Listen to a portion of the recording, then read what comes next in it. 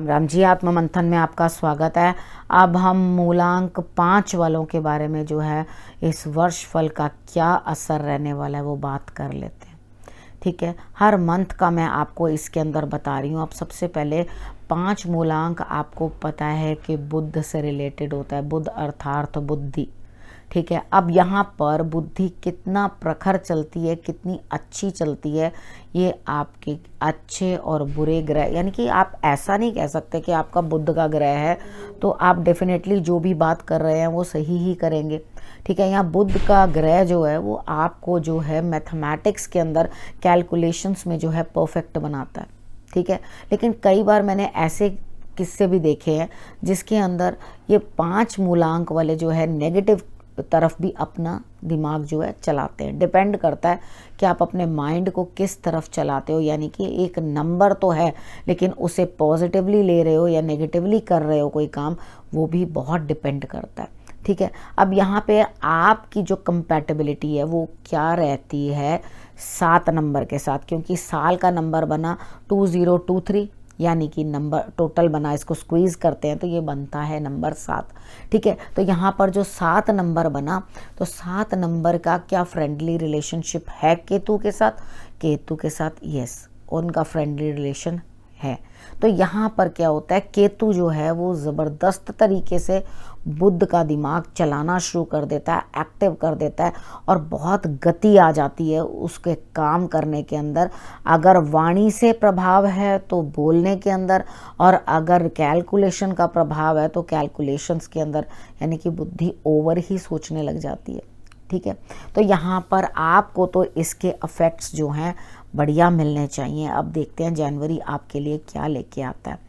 ठीक है, एक चीज़ और भी आपको मैं बताना भूल गई स्टार्टिंग में, तो पहले प्रेडिक्शन करने से पहले वो बता देती हूँ। देखो, ये हमारा नववर्ष नहीं है। ठीक है, क्योंकि यहाँ पे नंबर चेंज हो रहा है ईयर का, तो हम लोग उसे जो है उस हिसाब से ले रहे हैं और आपको उसका बता रहे हैं। लेकिन चैत्र माह में जो है पहले नवरात्र वाले दिन हमारा नववर्ष जो है आरंभ होता है। ठीक है, अब यहाँ पर आपने क्या करना है, चीज़ों को समझ लेना है कि हम इसको तो चलो हमें प्रभाव हो गया इतने सालों से कि अब नया साल कैसे रहने वाला है, नया साल कैसे रहने वाला है।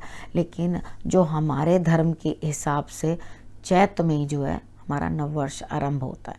ठीक है, तब ऋतु बदलती है, उस समय में सब जगह फूल खिलते हैं, वो नववर्ष है। ये ठंडक पड़ी हुई, सूखा पड़ा हुआ, एकदम हर पौधा जो है खराब हो रहा है, जल रहा है, तो यहाँ पे क्या नववर्ष होता है। ठीक है, यहाँ पे नववर्ष हमारा है नवरात्रों पे।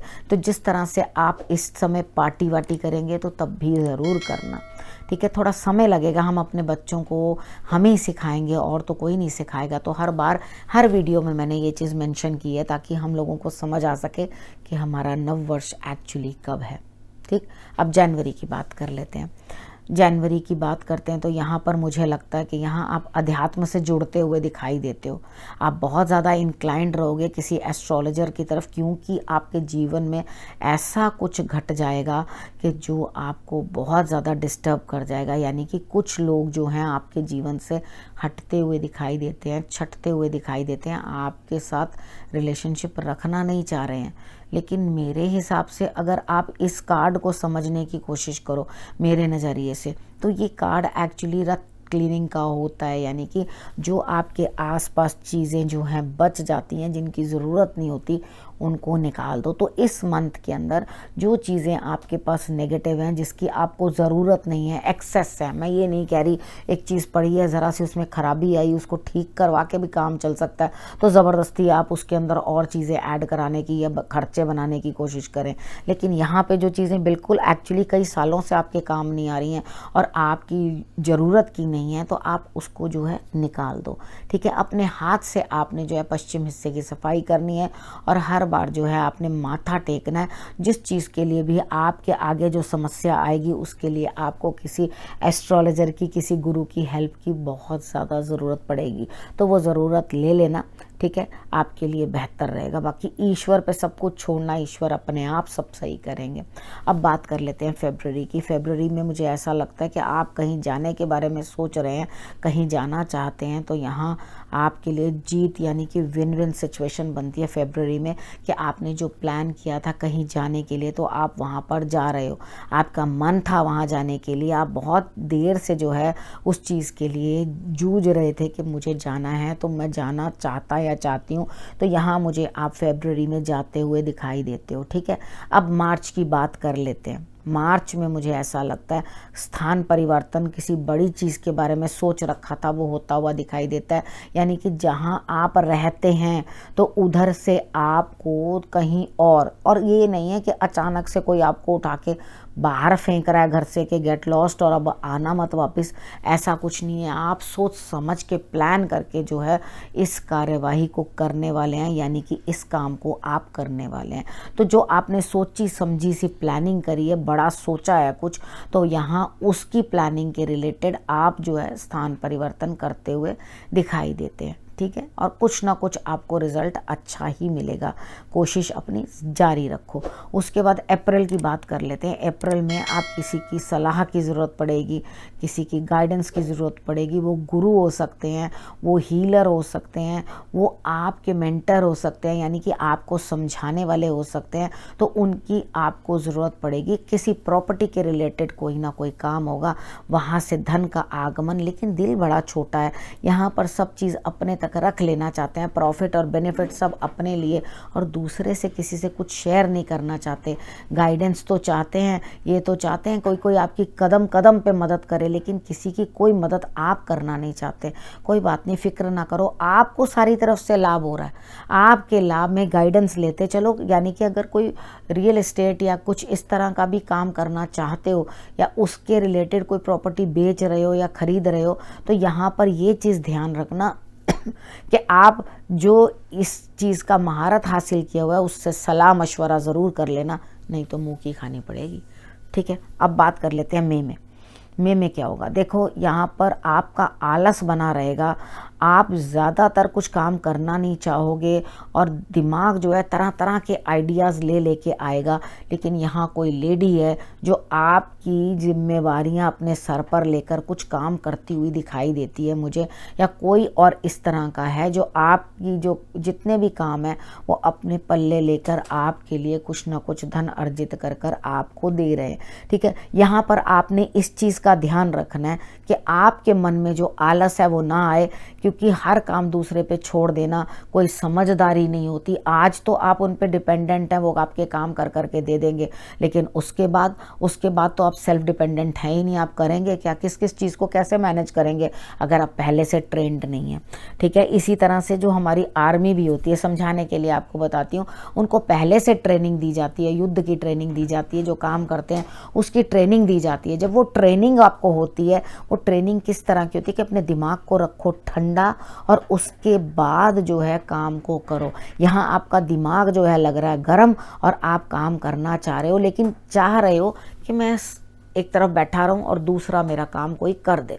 ठीक है, वो कर तो देगा ज़रूर आपके लिए काम, लेकिन आपको भी थोड़ा चौकन्ना रहना पड़ेगा। जरा हॉलीडे सेलिब्रेशंस कम करो ज़रूर, लेकिन कम करो, और काम में भी ज़्यादा ध्यान दो, दूसरे पे ज़्यादा बर्डन पड़ रहा है।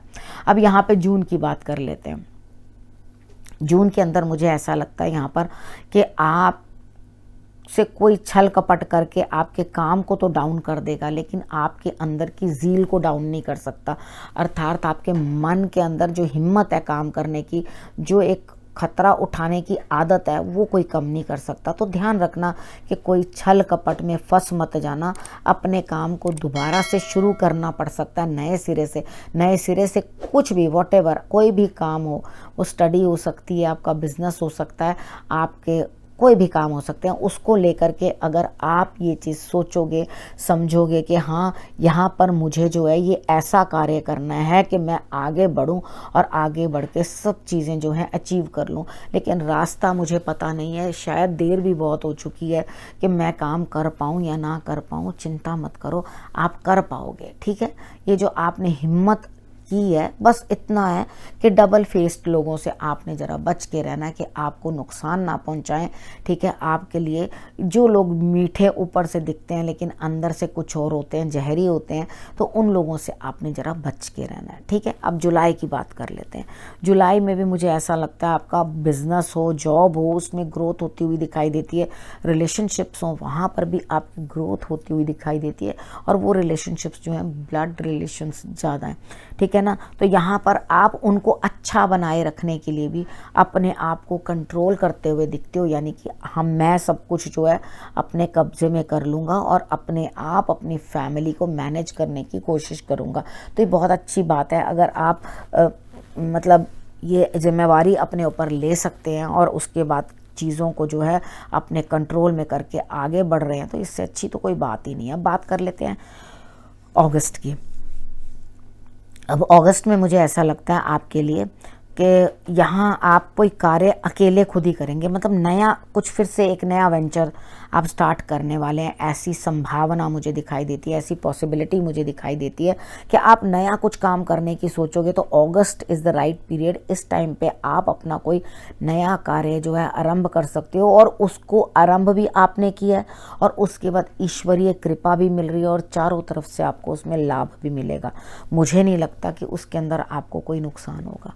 ठीक, अब सितंबर की बात कर लेते हैं। देखो, सितंबर के अंदर मुझे ऐसा लगता है कोई नेगेटिविटी एंड होती हुई दिखाई देती है। आप समझदारों की तरह हर चीज़ एंड समझेंगे, यानी कि कोई चीज़ अगर हाथ से भी निकल जाती है तो आपको ये चीज़ समझ में आती है एक इंटेलिजेंट इंसान की तरह कि ये तो पार्ट ऑफ लाइफ है, कभी गेन और कभी लॉस तो होता ही रहता है। तो यहाँ पर आकर आप क्या चीज़ समझोगे, क्या चीज़ करोगे कि आपने ये चीज़ देखनी है कि यहाँ पर जो भी चीज़ें हैं वो एंड की तरफ जा रही हैं, तो उस वहाँ पे एक न्यू बिगिनिंग भी है। ठीक है, अब वो जो नई शुरुआत हुई है, जो एंड हो गया है, उसको रोने का कोई फ़ायदा नहीं है। आप कहीं किसी सिचुएशन में स्टक हो गए हैं तो वहाँ पे परेशान होने का कोई फ़ायदा नहीं है। उस चीज़ से बाहर निकलो, और मुझे लगता है अक्टूबर के अंदर आपका कोई काम अच्छी विनिंग सिचुएशन पे आ जाएगा, यानी कि जो चीज़ एंड हो गई सितंबर के अंदर, वो नई शुरुआत दोबारा से यहाँ पर बहुत अच्छी हो सकती है। आपके लिए नंबर ऑफ शुरुआत है, यानी कि कभी अगस्त में, कभी अक्टूबर में और कभी जून में आप किसी न किसी काम को करने की इच्छा रख रहे हैं और आगे बढ़ रहे हैं। अब यहाँ पर क्या है, फल आपको मिलने के लिए तैयार है। जो मेहनत की है उसके लिए रिस्पेक्ट भी मिलेगी, आपके सर के ऊपर ताज भी रखा जाएगा कि आपने बहुत मेहनत की है और आप बहुत अच्छी तरह से जो है चीज़ों को हैंडल कर रहे हो। यहाँ जो फ्रूट आपको मिल रहा है अपने हार्ड वर्क का, उसका मज़ा लीजिए, और ज़रूर उसके अंदर से कुछ ना कुछ जो है ईश्वर के नाम पे या अपने गुरु के लिए कुछ ना कुछ आप ज़रूर अलग से कर दीजिए। अब बात करते हैं नवंबर की। नवंबर में मुझे ऐसा लगता है कहीं ना कहीं से कुछ धन प्राप्ति आपको होती हुई दिखाई देती है। किसी थर्ड पर्सन के भी बीच में एंटर करने से आपके लिए हैप्पीनेस और फाइनेंशियल जो स्थिति है वो अच्छी होती हुई दिखाई देती है, यानी कि पैसे की बढ़त होती हुई दिखाई देती है। तो यहाँ पे आपके लिए नवंबर भी मुझे अच्छा ही दिखाई दे रहा है, कुछ दिक्कत वहाँ पे भी दिखाई नहीं देती। बस अपने काम की तरफ, जो कार्य कर रहे हैं उसकी तरफ ध्यान लगाओ और अपने काम को अच्छे से करने की चेष्टा करो, कोशिश करो, तो आपके लिए रिजल्ट्स बहुत अच्छे होंगे। इस माह में आप अगर कृष्ण भगवान की आराधना करेंगे तो आपके लिए रिजल्ट्स बहुत अच्छे रहने वाले हैं। अब हम बात कर लेते हैं दिसंबर की। दिसंबर तक पहुँच गए हैं हम लोग। ठीक है, तो यहाँ पर दिसंबर में आपके लिए क्या चीज़ रहने वाली है कि इधर आपके लिए स्थिति जो है ऐसी है कि आप आगे बढ़ रहे हो, खूब मेहनत कर रहे हो, खूब काम कर रहे हो इस समय में, और यहाँ पर आपको पार्टनरशिप या दोस्ती यहाँ से लाभ देती हुई दिखाई देती है। आपके लिए यहाँ पे काम में कोई रुकावट दिखाई नहीं देती। आप बिल्कुल वेग से अपने काम की तरफ जो है बढ़ते हुए दिखाई देते हैं, यानी कि आप पूरी तरह सज हैं, तैयार हैं कि जो भी काम है उसके लिए मैं पूरी तरह से तैयार हूँ और मैं आगे बढ़ता हुआ जा रहा हूँ। ठीक है ना।